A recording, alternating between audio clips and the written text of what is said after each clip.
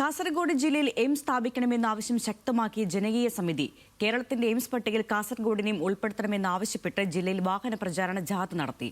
വിവിധ രാഷ്ട്രീയ പാർട്ടി നേതാക്കളെ ഒപ്പം ചേർത്തായിരുന്നു 2 ദിവസത്തെ യാത്ര. എൻഡോസൾഫാൻ രോഗബാധിതർക്ക് മതിയായ ചികിത്സാ സൗകര്യങ്ങളില്ലാത്ത കാസർഗോഡ് ജില്ലയിൽ ഉന്നത ചികിത്സാ കേന്ദ്രമായ എയിംസ് സ്ഥാപിക്കണമെന്ന ആവശ്യം ഉയരാൻ തുടങ്ങിയിട്ട് വർഷങ്ങളായി.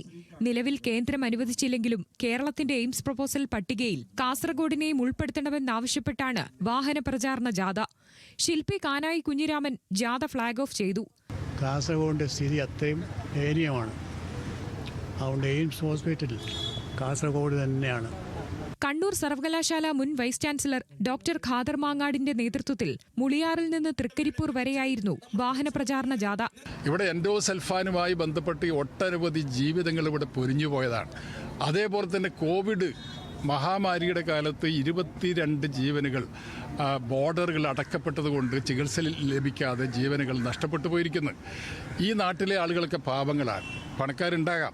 പക്ഷേ മഹാഭൂരിഭാഗം വരുന്ന ആളുകൾക്കും വലിയ ചികിത്സാ ചെലവ് താങ്ങാൻ കഴിയാത്തതുകൊണ്ട് പൂർണ്ണമായും സൗജന്യമായി ചികിത്സ ലഭിക്കുന്ന എയിംസ് കാസർഗോഡ് ജില്ലയ്ക്ക് വേണം.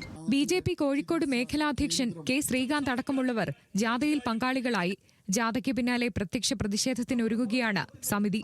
ന്യൂസ് മലയാളം, കാസർഗോഡ്.